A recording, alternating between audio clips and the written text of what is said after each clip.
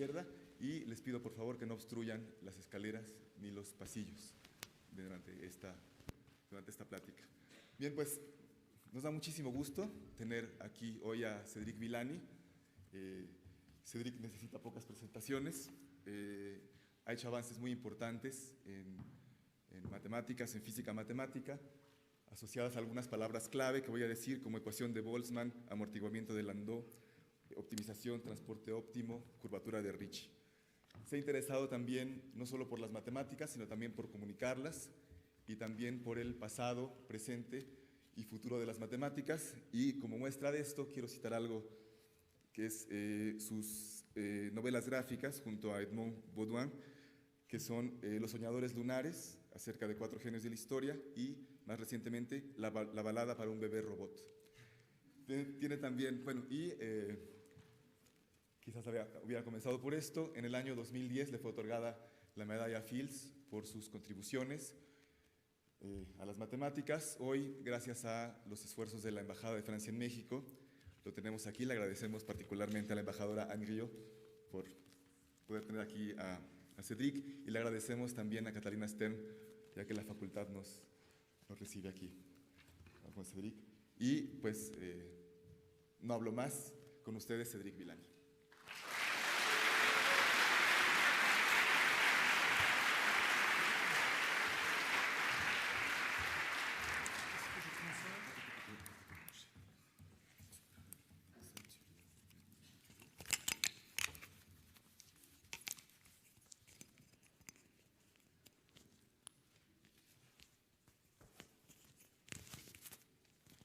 Okay.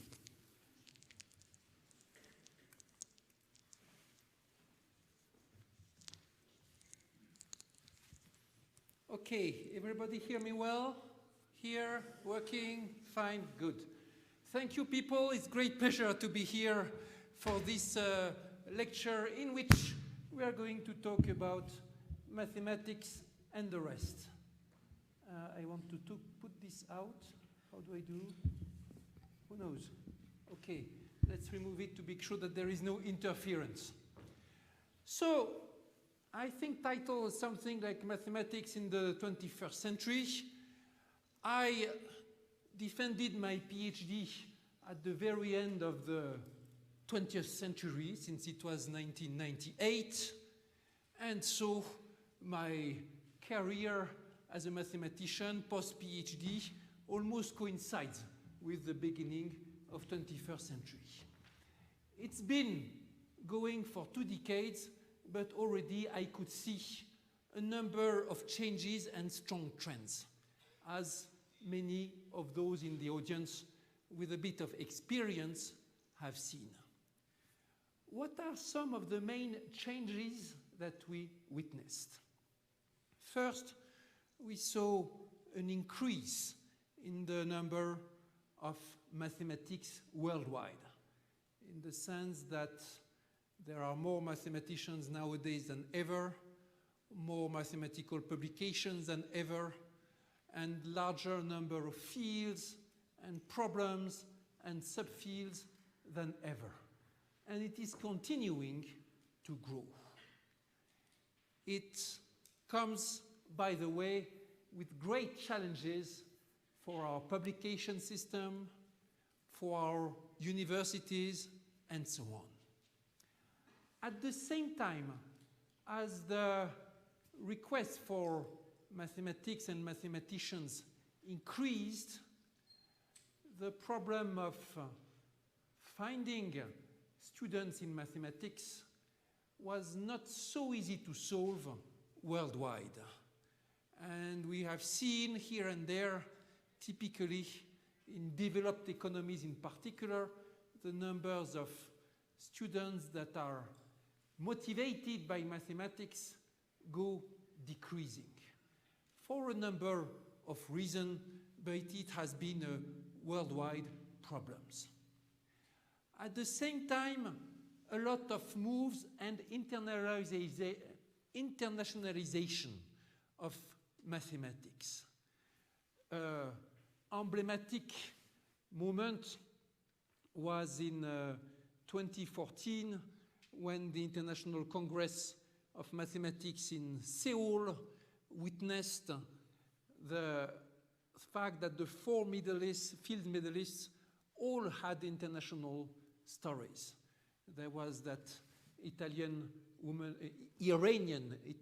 Iranian female mathematician who was trained, who made part of her career in the US. There was an Indian mathematician making career in Canada and America. There was a guy who had a story in Switzerland and UK and Austria, etc. And there was, of course, French-Brazilian mathematicians. All 4 fields medalists there had some international, strong professional story, which was not just making some trips here and there, but really moving at some point in their career from one country to another. And it has gone increasing all throughout 21st century, this kind of things. We have witnessed, and during our trips to the famous American universities, the amount to which it became more and more international, with courses, more and more courses in the US, in which there was a large majority of Chinese students, for instance, in the room. And globally, motions became very, very strong. We have seen also throughout this 21st century a number of connections between fields of mathematics that completely revamped the global picture.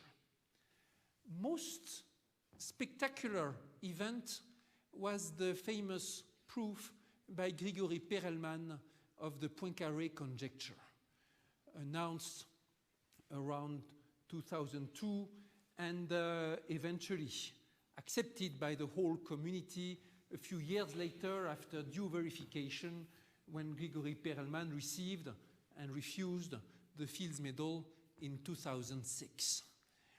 And it was a very strong event about connection. It was not just that it was solving an important mathematical problem that was almost a century old. It was revamping the relations of geometry and analysis, because that very famous geometry problem about the shape of a possible three-dimensional universe was solved by a very fine analysis through partial differential equations in geometry, analysis of blow-up, etc.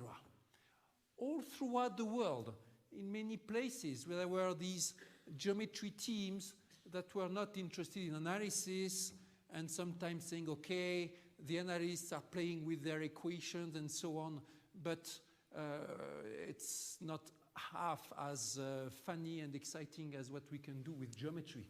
And then after the Perelman proof, they were going on saying, we need to hire some analysts to develop the geometrical analysis everywhere. And the status, the balance between the branches has been completely changed. And it was part of trends that saw increasing connections between the various fields. Part of my career was also in these connections. I started as a mathematical analyst, specialized in mathematical physics of plasma and gases. Then I kind of moved into, okay, mixture of analysis and probability, and then mixture of analysis, probability, and geometry.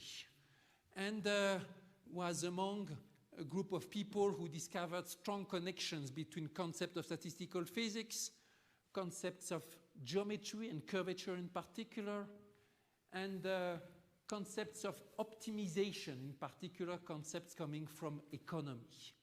All put together had a big impact, and there I was, invited in conferences in geometry and so on. And worldwide in mathematics, a lot of these connections were taking place and reshaping the need for cooperation. But after having said all that, probably the most dramatic change in mathematics in the 21st century was in the relation to algorithmics and the fact that all these new developments from computer science were making use of advanced algorithmics to solve some deep and tricky problems. A phenomenon which is commonly known as artificial intelligence, which is now the big talk all worldwide, and which is the #1 reason for the fact that the job of mathematician has in a few years been considerably risen in interest and stature from the industry, but also the governments worldwide. A couple of years ago, yes, maybe a bit more than that, when was it? A few years ago, there were these regular studies made by some job observatory in the United States about the best job in the world, most sexy job in the year, and so on. And in the past few years, consistently, they ranked mathematician among the very top jobs. Mathematician and statistician. It occurred several times, even it occurred a couple of times that mathematician was ranked #1 job in their global ranking, taking into account influence, salary, interest, etc. What was the reason? Reason was that there were a lot of applications that were found that were requiring people with mathematical talent and mathematical expertise, and that literally there were billions to be made with these applications. And some of the most famous examples have been, of course, the internet search. And the reason it took off was that the founders of Google understood that an efficient way to look for information would be to handle the global web network as a kind of medium in which you are going to perform some random walk to discover automatically, by exploring randomly the state where was concentrating the interesting information. The kind of reasoning that you get from a mathematical expertise and mathematical touch, in particular mathematical physics. Random walks appeared by analogy with the physics in science and the need to explain the motions of atoms or molecules. And at some point, it was a very important mathematical tool to prove theorems. But now it was becoming an important tool to make billions, because from the properties of these random walks, you could organize the information, and from the information, you could have access to huge market applications. This was one example, and then many others would follow. Let me go on and give you a short tour of some of the trends of this recent field with the eyes of a mathematician. And let me insist that this field is not new, but was renewed. And good reason to insist on this field is that first, it is the one that has most strongly contributed to change the status of mathematician in the past few years. Second, it is the one that has come with the biggest opportunities and the biggest threats for the image of our discipline. And third, it has become also a stake of nation policy everywhere. First image, which is to make us think about the concept of algorithm and the use of mathematics in practical recipes. Here on the left is one of the most ancient examples known of algorithm, or at least results of algorithm. It's from this Babylonian tablet, maybe 4,000 years ago or something, in which a very precise value of square root of 2 is written, proving that even ancient Babylonians had very efficient algorithms to compute square root of 2. Let me insist that the amount of accuracy is like 10 to the minus 6, is such that they did not develop this for practical use. They developed this for maybe for the beauty of it, or for training, and discovering that with mathematics you can go to artificial accuracy, and that is the amazing thing.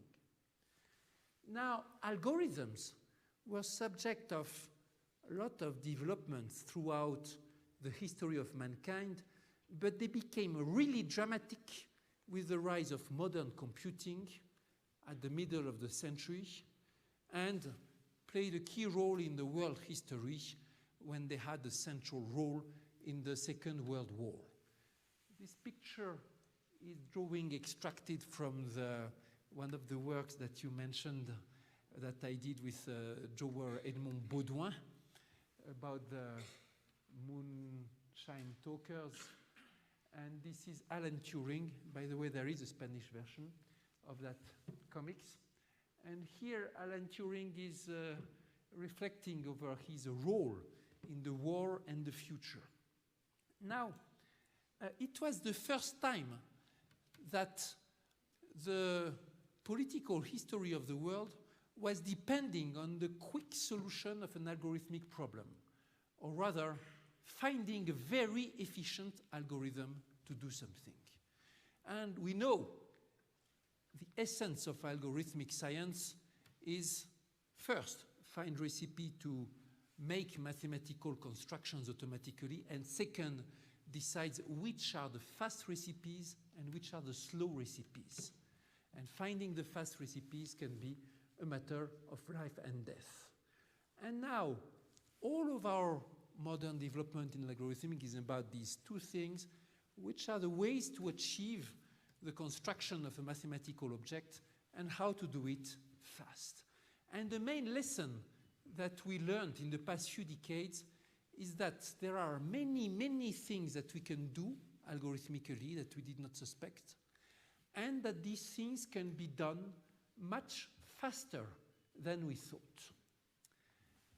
This is an image taken from the strange book called Six, which describes the world of high-frequency trading, full of algorithms that nobody really understands, fighting against each other, in a kind of spectacular view of how abstraction can lead some human businesses.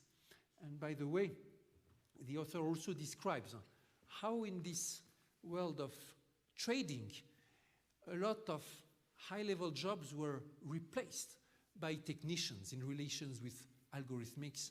And it's one of the best examples to see how classical jobs can be wiped out when there is a technological wave. Now it is much of a debate with artificial intelligence, but before artificial intelligence was there, it was also a debate in some fields. And this is part of the long rise of algorithms. Now, artificial intelligence is a field that was born in the 50s. This is the cover of the main reference in the subject, Russell and Norvig, at least for beginners. And you can recognize the picture of Alan Turing on the left corner, who is also considered, he's one of the most brilliant mathematicians in the 20th century, but also one of those who started artificial intelligence. At the same time as other people like his American alter ego, Claude Shannon. Turing was fascinated by the idea that by understanding, by that programming some of the things that we do, we could understand better our brain. And that was the start of the program of artificial intelligence, started shortly after the death of Alan Turing, with the view to reproduce the cognitive processes going on in the human brain through algorithms. It was understood after some time that the task was much too demanding and that human cognitive processes were very mysterious, and to this day, we are still unable to reproduce them by algorithms. But there was a shift in the goals, and the initial goals was transformed into, let's give ourselves some sophisticated tasks with very precise objectives, and let's achieve them through algorithmics. And for that, it was discovered that algorithms can be extremely good. Now, let us also say that artificial intelligence is an algorithmic problem. You have a complicated task and you want to solve it. But it also poses a lot of questions and debates, some of them of philosophical nature, like what is it? How far can we go with the concept of intelligence? And is there one day a possibility to reproduce the human intelligence or something that will be as intelligent as a human? Most experts in the field will tell you that this is, for the moment, science fiction. And a minority believes that it is for rather soon. There come also all the rest. The fact that if algorithms are able to do some tasks which the humans were doing, then they may replace the human tasks in many respects. And that has caused a lot of discussion. Last year, at the Web Summit conference in Lisbon, which is like one of these world events of convergence where people from the government meet the people from the tech, etc., and information worldwide, and this was the talk of everybody. How will the jobs be replaced by the algorithms, etc.? And there has been a lot of publications with that. Let's go a little more in the AI, or artificial intelligence, job and ask what it means. First question about intelligence is to find, when you want to find some intelligent solution, you want to optimize, that is, find some good solution with respect to some objective. And you also typically want to apply it in situation that depends on a lot of parameters. And how to optimize? All of a sudden, it becomes part of the field of optimization, which has a long history, but for which there are not many general methods. By far, the most popular method for optimizing is to use gradient flow, which means, roughly speaking, if you have to find the highest point in a landscape, you will try to always go up and follow the highest gradient until you reach some summit. This is very, very crude because you can be trapped in a local optimum. And there are a number of methods to put this in combination with some dose of randomness to avoid this. But it's amazing that even this very simple principle is one still the most popular when it comes to optimization for very sophisticated and popular algorithms. I will come back to it later, but with all the buzz that there was recently about neural networks and their amazing applications, the theory is all relying on gradient flow.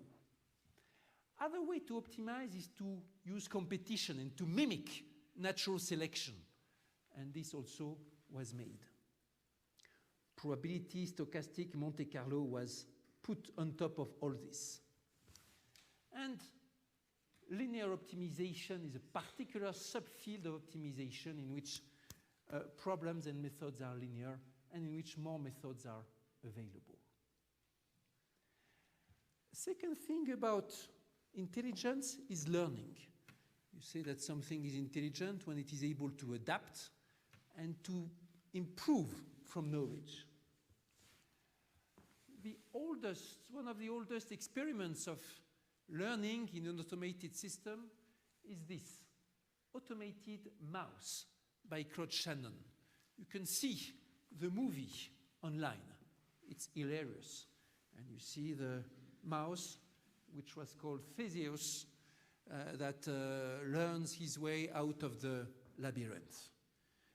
And since then, there have been this development of a number of methods trying to learn in various ways from experience. To the point that most experts of artificial intelligence nowadays prefer to be called experts in machine learning, which is the automated learning process. Now, why is it tricky in applications? When you have to take into account a number of parameters, you immediately encounter this curse of dimensionality, that the problem that you are trying to optimize is not set in 3 or 4 or 5 dimensions, but in a space of many dimensions. Think of the problem of recognizing the numbers automatically.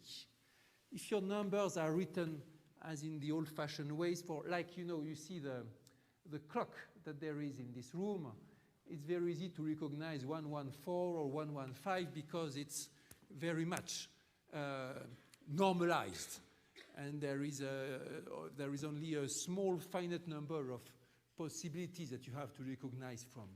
But if it is handwritten and digitalized like this, then there are thousands and thousands and thousands, billions actually, of possibilities to write the number 6. How will you recognize them without putting all the possibilities? Here is another problem. In semantics, when you try to give a kind of cartography mapping of the various meanings that you can have, then your space can be of dimension 300, several hundred, and so on. How are you going to do optimization in a space of dimension 300? People in master classes, they tell you already that in dimension 6 it becomes to be very hard going to Monte Carlo methods, etc. But here it will be 300, or it can be even more, thousands sometimes. Here is another way that the curse of the dimensionality can occur, the related way of combinatorics. For instance, problem of tree reconstruction, be it in decision making or in some applications in biology or whatever. Here I took an example that is dear to my heart, and because it was a subject of research in biological mathematical research recently, imagine that you want to find the genealogical tree of the spider species, even if you just take a few hundreds of them that could be sampled among the many, many species of spiders, then the number of possible trees is more than 10 to the 1,000. It's way, way more than the numbers of atoms in the visible universe, and there is no way you can explore them all.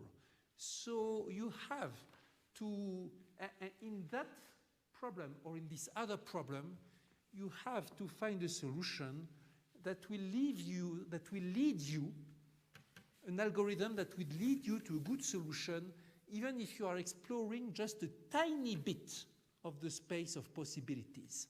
Just a tiny, tiny bit, because it is so, so large. So you have to be clever. Add to this the problem of data. Okay, we all know and we learn that it's not easy to gain wisdom from knowledge, and also that it's not easy to gain knowledge from information. Nowadays, information is all around, but there is too much information, and it's so difficult to recognize what we should retain. But already is crazy the amount of data that there is all around, made with all kinds of sensors, and from which you want to take the information. One of the main features of science in 21st century is that data have arrived, in the sense that amounts of available information from which to draw the conclusions has grown like crazy, is still growing exponentially, which is the reason why in a couple of years you produce more data than from the ever in the history of mankind before, because it's exponential growth. The beliefs which are behind all the techniques of big data analysis around are these two. First, even if you have an enormous number of parameters, maybe it's several hundreds, it will all boil down to a small number of interesting parameters. Maybe 4, 5, 6, 10, but not 100. And second, these parameters, we may let the algorithm discover them, or organize them, or understand how they are related to the amounts of data, with the ability to learn without being explicitly programmed. Let's take an example for the first, which was very spectacular and went into public scrutiny a few years ago, couple of years ago. Models of personality. Personality of a human being is something that is extraordinarily complex. And you would imagine it can depend on hundreds or thousands of parameters. But if you want to do something with humans, you don't need to know all their personality. Maybe a few traits are enough. If you are in the industry, you want to know about your consumers, what kind of products they will buy, what kinds of reaction they will have. You wonder what will be the most efficient thing to satisfy your customers, etc. And so on. And people studied and found out, and it was a combination of mathematics and social sciences, that you can make reasonable, interesting models of personality based on just 5 parameters. It sounds grossly small, but it works in the sense that working in the algorithms with these 5 parameters, you can make algorithms that convince people depending on their personality, or that manipulate them, that satisfy them, and so on. And it has been part of the public scandal about the past elections, be it in the American presidential elections or the Brexit vote, and it's still debated whether manipulation which went on through some of these techniques did have some effect or not. It's very clear nowadays that technically you can do enormous manipulation using these kind of methods, because you will recognize the personality of the consumers based on their interaction with the internet, and you will be able then to manipulate them. It has been proven that with just a few dozen clicks, you can determine with very high probability in the US whether the person who clicked is black or white, or votes Democrat, or votes Republican. It's very humbling to realize how much humans depend on these few parameters. We thought that to understand what goes in our brain, it would require so much information, but actually, with 50 clicks, you know with quite a good probability what kind of person you will react. Now, with this in mind, what are the goals that people are pursuing when they want to put in mathematics these complex tasks? The goals may be to compress, like you have this enormous information and you want to reduce it to something that is small and you can retain. The goals can be to recognize. Imagine you have this big amount of medical data coming from various devices and you want to put them together to recognize whether there is a pathology or what is the amount of, how serious is some disease, for instance. Or you want to react, like if you want to put your car in algorithmic, you want that the car is able to avoid other cars when it drives, that it can accelerate or decelerate, etc., depending on the situation. You want to be able to generalize, whether it is to interpolate between two known situations or to extrapolate. All these are various ways to interpret the word understand. And let's be clear, in all these mathematical developments, it's not about understanding in the sense that we think primarily, where we understand that we are living in some world with people around, etc. And then our analysis comes on top of that general knowledge. In this case, algorithms are able to do the analysis, but don't understand the general picture.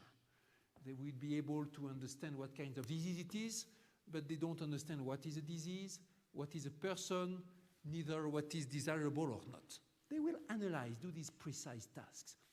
And it has been amazing to see how the algorithms were very good at doing this very fine specialized job and very bad at doing the common sense, global understanding of the world, differentiating their intelligence from ours very much. Here are some of the classical applications. Recognize automatically images. You've all seen and used this typical recognition. Now, my phone, like the cell phone of many people, in front of some image or landscape will automatically say, like, oh, this is a landscape or this is a portrait. Recognize what it is. And sometimes it will give you what confidence interval it goes with. Examples of generation are in the generation of pictures or generations of songs or whatever. An example that has changed common life is translation. Couple of days ago, I was in St. Petersburg looking for my way. And there was a guy on the street. I asked him, where can I find the cathedral? And showed him the image of the cathedral. Guy did not speak French, did not speak English. So he took his phone, and on the device, he wrote it in Russian, and it was automatically translated in English so that I could understand what was the way. This gives new ways to communicate between people.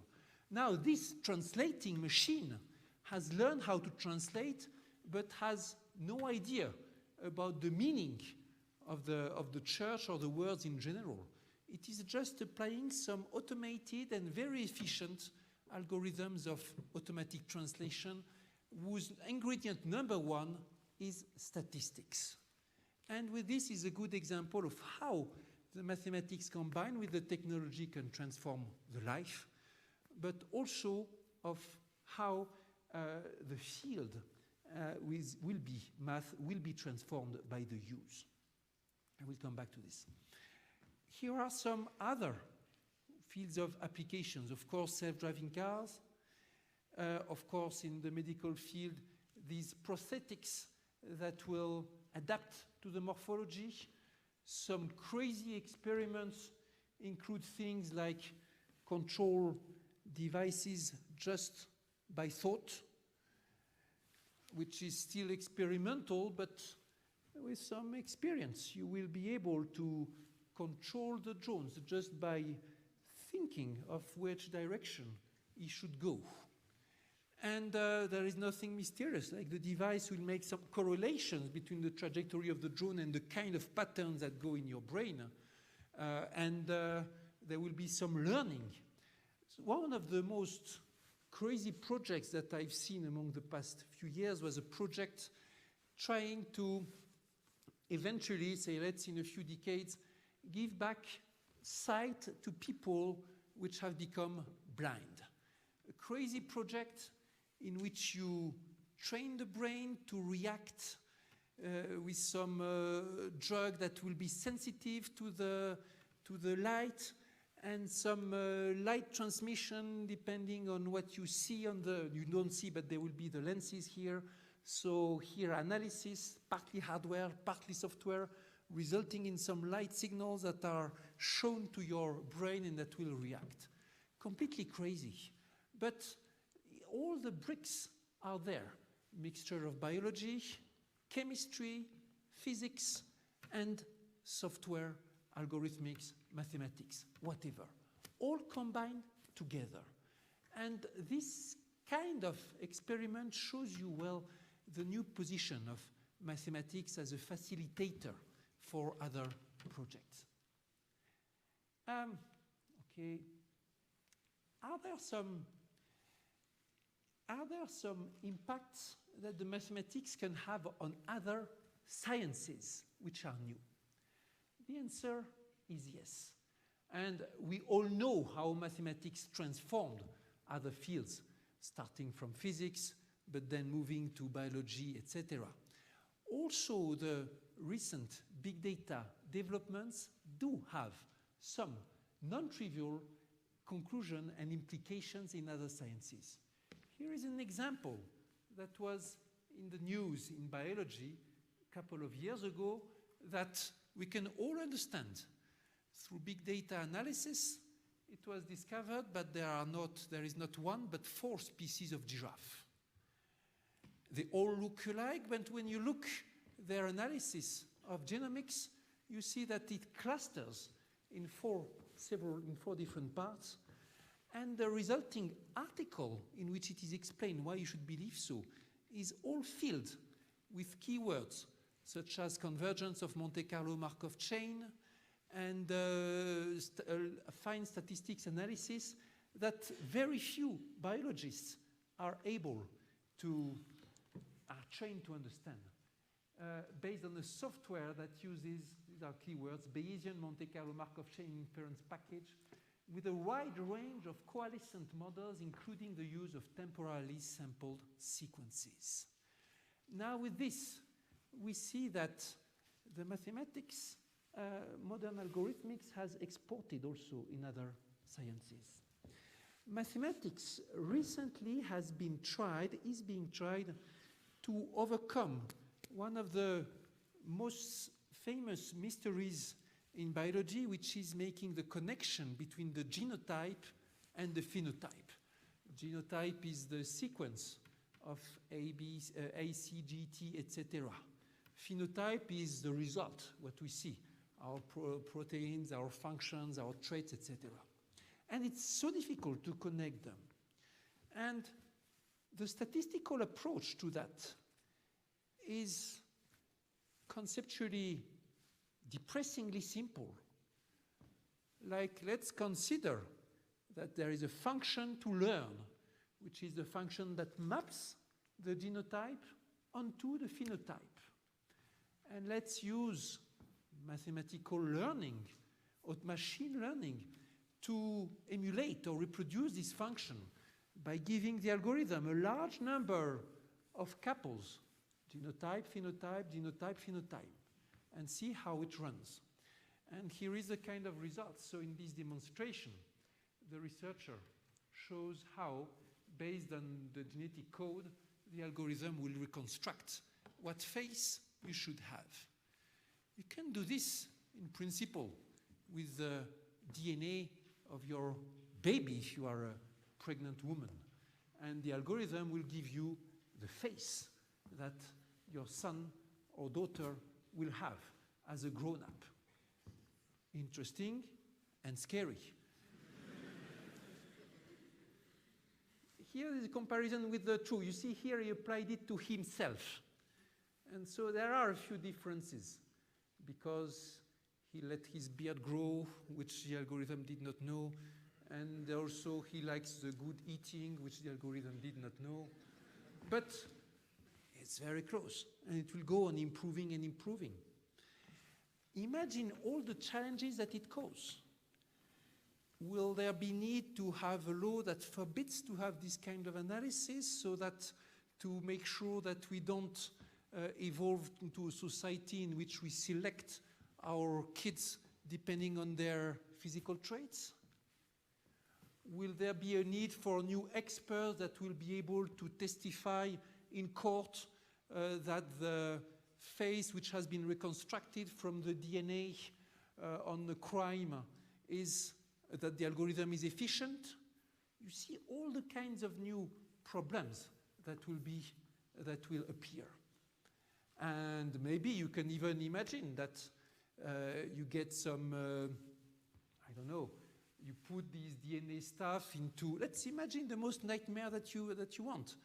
You reconstruct from this kind of thing the faces of all people with a certain genetic mutation, and you are a terrorist and you build your drone in such a way that it will try to find and kill people who have this face, so that you want to eradicate some ethnic. Scary.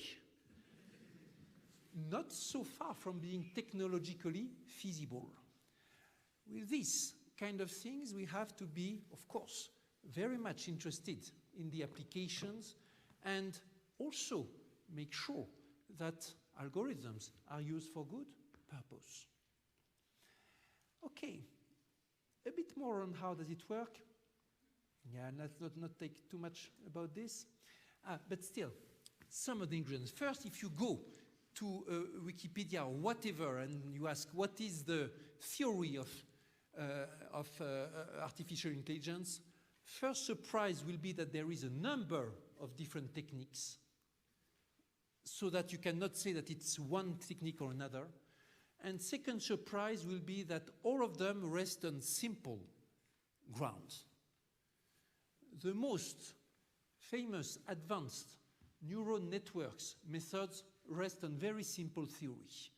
What is tricky and interesting is the way you use it and the way you calibrate things and the tricks. But the basic theory remains simple.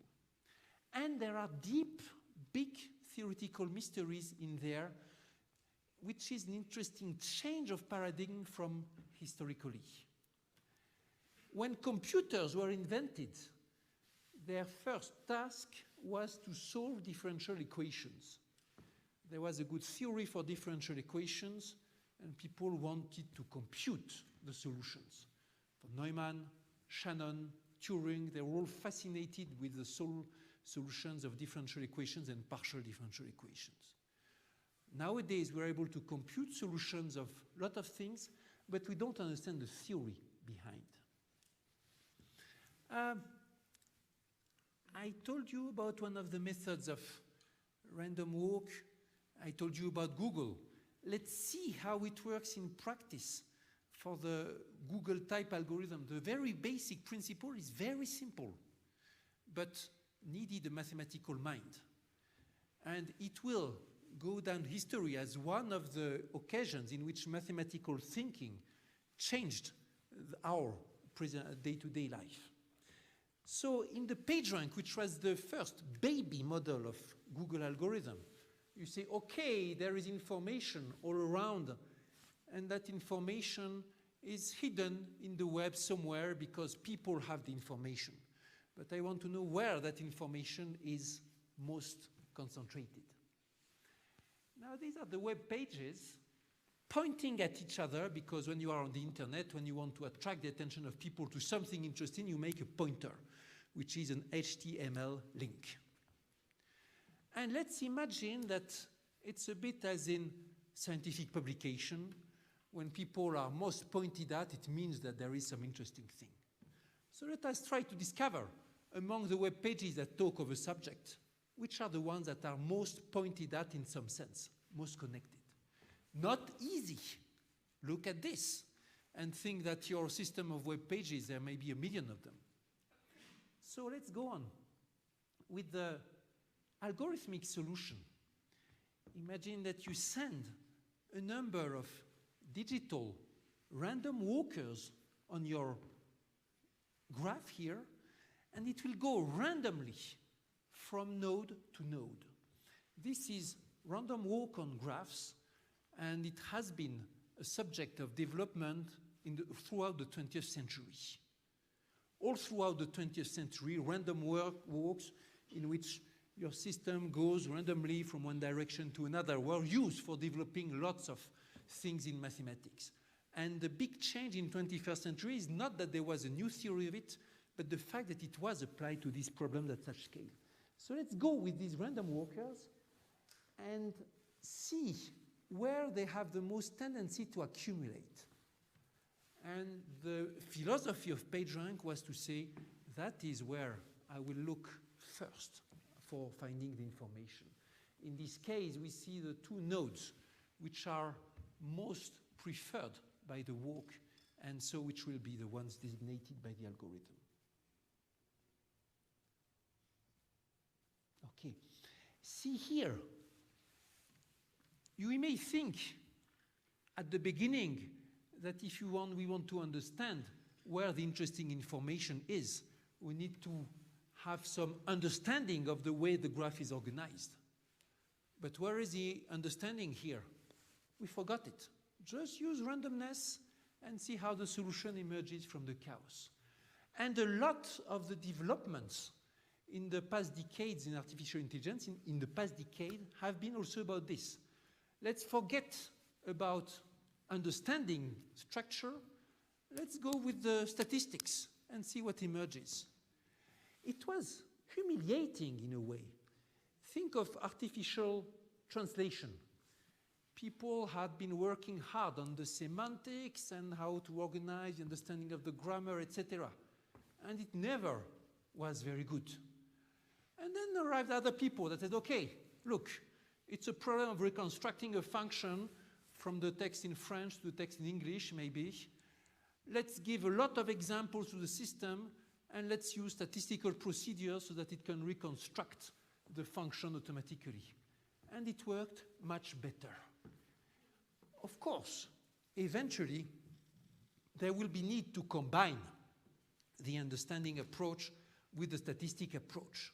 And in the field of physical sciences, for instance, and industry, there will be need to combine the classical model approach in which you look for equations and understanding of the equation, and the statistical approach in which you only look for examples. But so far, examples and learning by examples has been humiliatingly efficient. Let's skip all this, and here are some images. These are pictures extracted from the seminar which was held in Collège de France a couple of years ago, when there was a seminar by Yann Lequin, one of the world's most known experts in artificial intelligence, and after the seminar, some mathematicians, more theoretical than Yann, were invited to give discussions on their thoughts of artificial intelligence. Here is one of these problems. Here is Stéphane Malat, one of the famous French mathematicians, working hard to apply the tools of harmonic analysis to help and improve the automatic recognition of images, with the main goal, discover which are the subjects and images that will be recognized easily and quickly, and which are the ones which will not be possible. So far, basically, he was unable to find anything significant, which is humiliating also. Here is one of my former colleagues, Yann Olivier. I did some research with him, and he was trained in a mixture of geometry and probability, expert in random graphs, and one day he moved to artificial intelligence and saying, I want to find the theory behind it and put geometry behind it, understanding. Well, what success? Not much. He did write some beautiful papers and beautiful observations, but very, very far from some geometrical understanding of the reasons why these algorithms converge. Deep mystery in there. Mathematics for the 21st century. Find a theory about what we can learn and what we can not learn. Here is another example. So this is Emmanuel Candes, International Congress of Mathematicians, Seoul 2014. For the first time, an expert in artificial intelligence was giving a plenary lecture in this International Congress of Mathematicians, sign of the times. Emmanuel Candes is a French mathematician working in American university, which is very often the case in this field, unfortunately. Here is a Netflix problem he's explaining. Imagine you have information about preference matrix. User 1 likes the film number 6, etc. And you know that some users have liked some movies to some degree, and you want to complement the matrix. That's called the Netflix problem, and it's about reconstructing the information. There are hundreds of algorithms that can handle this, and there have been big competitions about how to do this. Many philosophies to do it. Candace is an expert of one of these techniques called parsimony, in which you try and reconstruct the matrix, assuming that it stems from the smallest dimensionality that is possible. Maybe a matrix whose rank is as small as possible and things like this, or whose norm is as minimal as possible. It's amazingly simple, the kind of criteria that work in some cases. And he has shown, for instance, in some real matrix, that you can reconstruct sometimes 100% of the missing information just by guess. And he showed that this is the case. They showed that this is the case, ingredients for success. If solutions are structured, that is, they eventually depend on the small numbers of efficient parameters, and you have methods for an efficient method for optimizing among all possible solutions, and there is no bias or there is incoherence in the statistics that you are looking for. That is, there will be no bias in your sampling. This is also a typical example of 21st century mathematical problem, in which you try to give a mathematical theory explaining some of the success of modern-day algorithmics, showing and trying to estimate how many entries you will need to know for the success. Candace went on to show that applying these techniques of minimal norm reconstruction, you are able to reconstruct images with very little information. For instance, you make the Fourier transform of some image, you throw away 95% of the Fourier transform, and from the 5% that are remaining, you are able to reconstruct all the rest. It works if what you throw out was random, and if the image that you took was something structured, maybe an image from a living body with some organs. And he showed how you can apply this in collaboration with medical doctors to divide by almost 10 the times that you have to stand in a device, the time that you spend in a device by magnetic nuclear resonance to get your image. That is also a typical example of 21st century collaboration of mathematicians with other fields. It's a collaboration that requires working closely with teams that are interdisciplinary on the problem. It's not that you have the theory and then the application comes. It's that you have to mix the teams so that the application can be developed. And it's a trend that is growing more and more nowadays. I think I kind of over-timed. Who is the master of the time here around? What is the situation? Should go ahead? Okay, let me just spend 5 more minutes, and then there will be a few questions maybe, on an event that made the headlines recently in artificial intelligence, and which was this Go problem that you all heard about. What can we say about it? First, I told you about the neural networks. What is a neural network? Something that tries to mimic the kind of device that nature has put in place for encoding our intelligence, which are the neural networks, in which each unit is very simple and makes a very simple operation, but the combination can be highly complex due to the choice of connections. In this case, imagine that each of these boxes would stand for a neuron, and there is connection from one neuron to another. Each neuron may be connected to many other neurons. Some of the connections will be strong and others will be weak. Each neuron receives information from some other neuron. Information is in the form of some number, intensity of the signal. And through the canal, there will be a wave. For instance, if the canal is thin, you will perceive the influence in a small way. If it is large, in a larger way.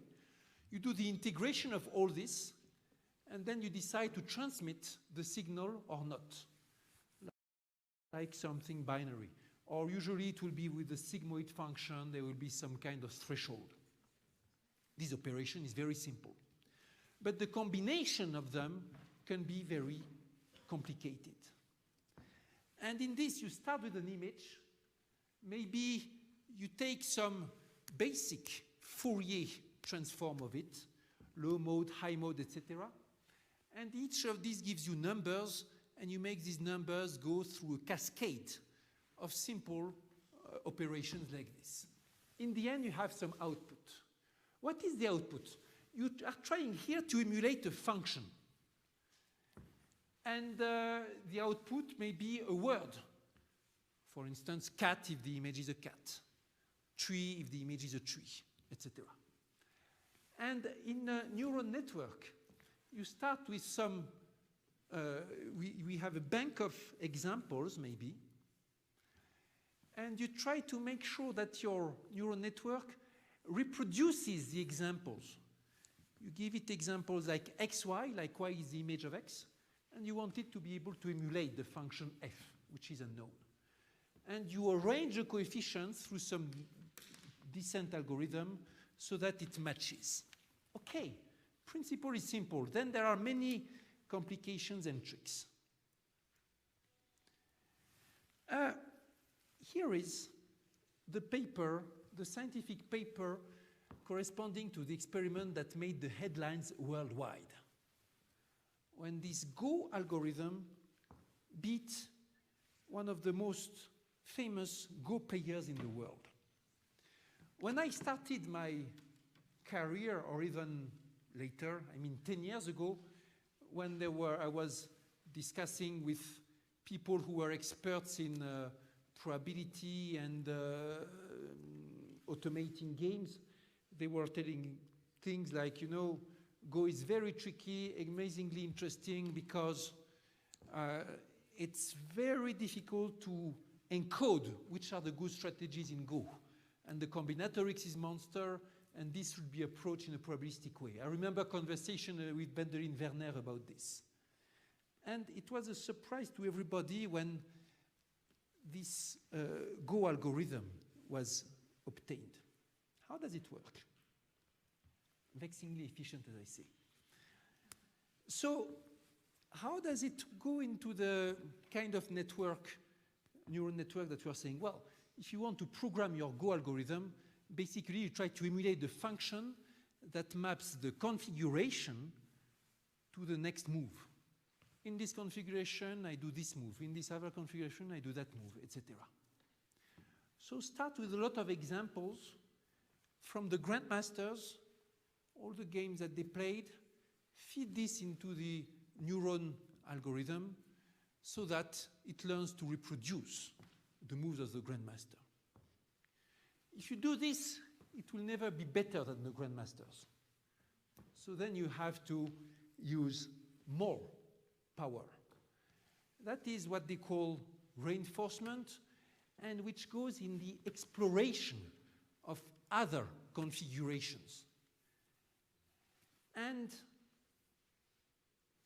in this way, the program was able to find some moves that humans never thought of. In one that was particularly commented, commentators, when they first saw what the algorithm had played, they believed it was a mistake. It looked like completely out of the box, maybe beginner's mistake or whatever. The human player was so much destabilized that he had to leave go out, light some cigarette or whatever. Like, what is this? It turned out it was an absolutely great move. Nobody had thought about it, which shows that these algorithms can be creative. Not necessarily efficiently, because to find this move beforehand, to to find the strategy. The algorithm had made a number of computations that no human will be able to ever make. Even if you put all mankind thinking for millions of years, it would not suffice. So it's brute in some sense. But in the end, you find something more on the theory. Treaties of Go that will be written 10 years from now cannot be the same as those of now. And algorithm has changed this. Let me also mention that later, and you may have read about this in the newspapers, they made another version of the Go that did not even need it to start with the human knowledge. Started from zero. It was able to be very efficient and even to beat the first program that would beat the humans. Very interestingly, in this case, as in many other cases of artificial intelligence, we end up discovering something about ourselves. And examples have been in all fields. But in this case, we discovered, as Demis Hassabis, the creator of this program, insisted, we discovered that we humans are much worse players of Go than we believed. We believed we were great. People were even making theory about it. Eventually, we discovered we are not nearly as good as we thought. And it will be the case for a number of other fields. Let me not say more. And yes. This is also a typical book of the 21st century in math. I was mentioning it moments ago for a mathematical audience. With the big powers of algorithms, we have come to realize, and industry has come to realize, and governments have come to realize that mathematics has great power for many applications. At the beginning of this lecture, I showed you the image about mathematics and algorithmics being used in finance. And you remember how in 2008 there were all these big debates about the world crisis and how mathematical algorithms were involved in it. But now it's the same with all subjects. That great power can be used for good or for bad. And mathematician Cathy O'Neill has argued in this book that it can do a lot of harm. She chose to focus on the dark side, also to compensate for the fact that there are so many people focusing on the bright side. And it's good to balance things a bit. You see the subtitle, How Big Data Increases Inequality and Threatens Democracy. And it's a book that takes example after example and analyzes them in a very thorough way. In some cases, the harm is done through poor ethics. In other cases, it is done through clumsiness and lack of competence.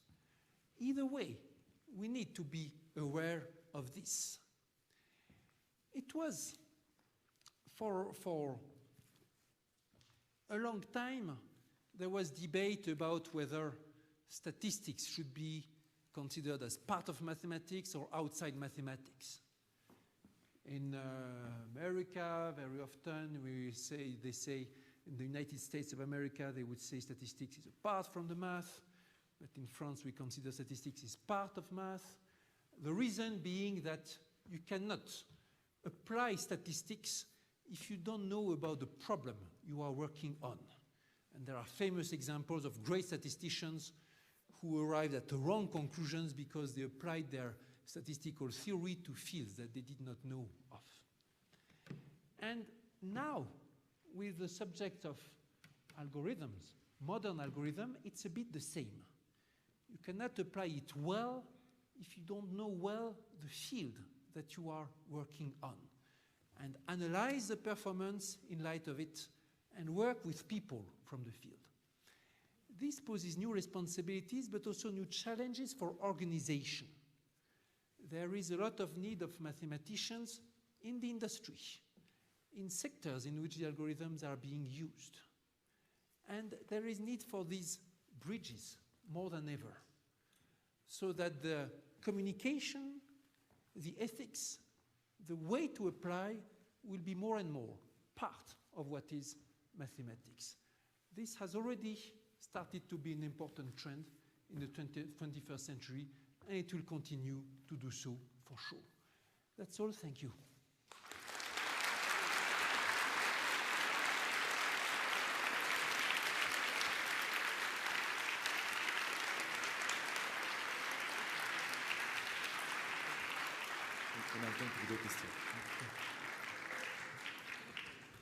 Bien, tenemos tiempo para un par de preguntas.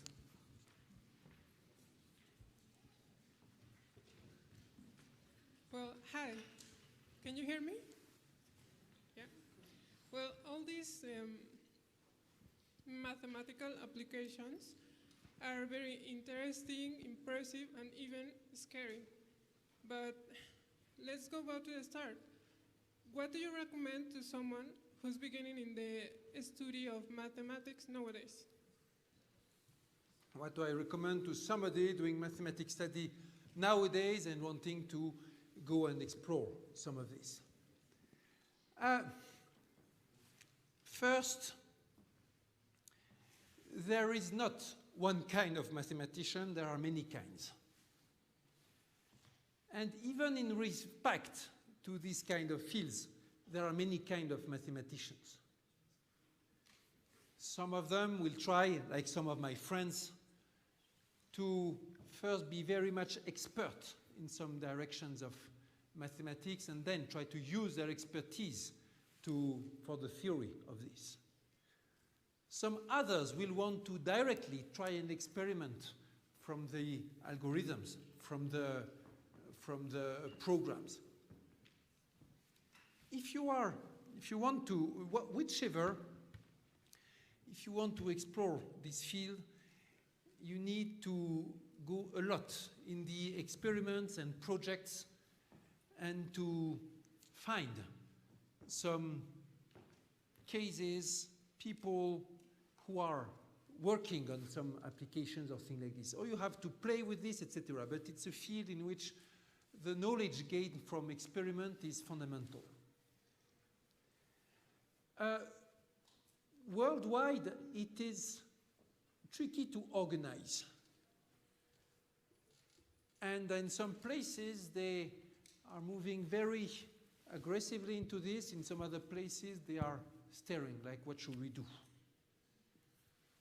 One case in point that I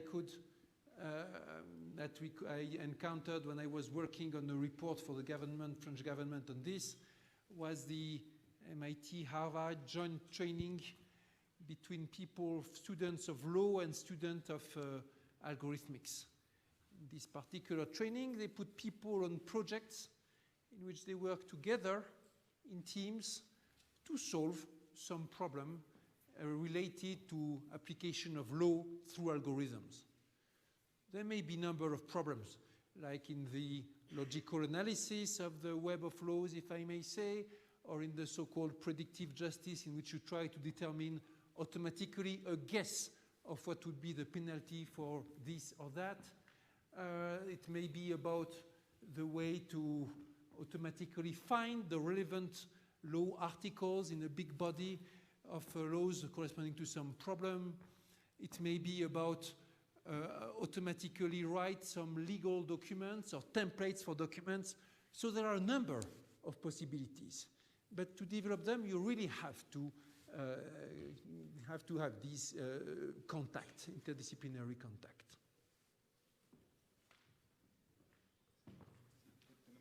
Tenemos tiempo para otra pregunta. And I will add, within mathematics, let's say within classical mathematics, the fields which are closer are those of statistics, random processes, optimization, Monte Carlo in general, plus a little bit of other things. Hello. What's your opinion on this quote from Albert Einstein. How can it be that mathematics, being after all a product of human thought, which is independent of experience, is so admirably appropriate to the objects of reality? It's a big mystery, but that is one of the beauty of the world and the science, that the universe can be understood. Well, remember that Einstein was working in physics, mathematical physics, fields in which there has been amazing success in discovering mathematical laws for the universe. And it's true when you think of all the variety of situations that there is in the world and of systems wherever. It's amazing to think that it will boil down to a small number of equations. It's a bit, remember, I was saying all the big assumption in big data analysis is that from this whole variety of possibilities, it all boils down to a small number of parameters. And when it goes to astrophysics, for instance, people will tell you, yeah, it all boils down to this parameter, that parameter, just a small number of parameters, or maybe 10 parameters, but not 1,000. That is a mystery.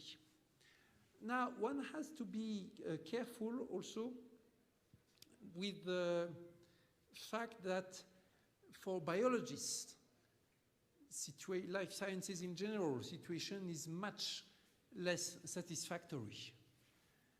And so far, the best experts in theory worldwide have failed to find some good general concepts on which to build the biology, apart from a lot of description of what is going on. And it's also amazing to realize that a connection between physics and mathematics has given rise to a large number of illuminating mathematical concepts. Some of the people I know in this room have been experts in analysis of dynamical systems and so on, in which concepts from physics have been masterpieces in mathematics. But so far, study of biology led to almost no new concept in mathematics. Okay, neural networks may be an exception, but it shows that so far we seem to have failed in finding the great concepts and tools to explain things like self-organization of living matter, appearance of organ functions, I don't know, good theory of disease and repair, and so on. And we don't know how things will evolve in the future in this respect. Computer theoretician Leslie Valiant has argued in a beautiful, even if a bit obscure book, that there should be a deep connection between the evolution of life and the emergence of patterns in artificial intelligence recognition processes, and that the combination of statistics and complexity theory should be key to understand these things. And he expresses the view that some fundamental facts about the universe organization are still very far from our understanding. So this, with this in mind, time will tell, hopefully, whether the Albert Einstein quote also applies to the big field of life sciences or human activities and so on. Okay, thank you.